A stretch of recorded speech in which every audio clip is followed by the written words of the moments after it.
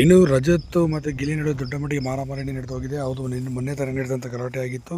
ಈಗ ಗಲಾಟೆಗೆ ಮತ್ತೆ ಪೂರಕವೆಂಬಂತೆ ಅಡುಗೆ ಮನೆಯಲ್ಲಿ ತಟ್ಟೆ ಎತ್ತಿಡುವಂಥ ವಿಚಾರಕ್ಕೆ ಗಲಾಟೆ ಎದ್ದು ಸದ್ಯ ಕೈ ಮಿಲಾಯಿಸುವಂಥಕ್ಕೆ ಕೂಡ ಹೋಗಿ ತಕ್ಷಣ ಮಧ್ಯದಲ್ಲಿ ಬಂದು ರಜತ್ ಬಂದು ಹೊಡೆದಿದ್ದಂಥ ಪರಿಣಾಮವಾಗಿ ಗಿಲ್ಲಿ ಕೆಳಗೆ ಬೀಳ್ತಾನೆ. ಆಗ ಕಾವ್ಯ ಬಂದು ನೀವು ಮನುಷ್ಯ ಥರ ನಡ್ಕೊಳ್ಳಿ, ಮನುಷ್ಯತ್ವ ಇದೆಯಾ ನಿಮಗೆ ಅಂತೇಳಿ ಕೂಗಾಡ್ತಿದ್ದಾಳೆ ಕಾವ್ಯ.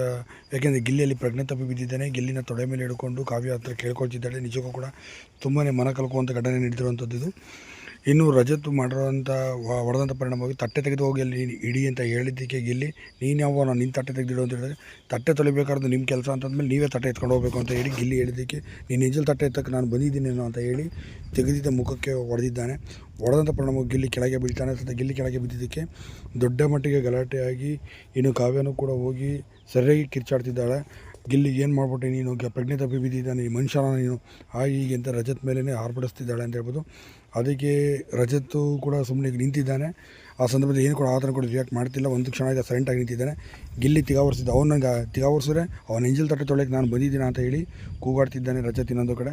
ಸದ್ಯ ಈಗ ಎಂಜಲ್ ತಟ್ಟೆ ವಿಚಾರಕ್ಕೆ ದೊಡ್ಡ ಮಟ್ಟಿಗೆ ಗಲಾಟೆ ಆಗಿರೋ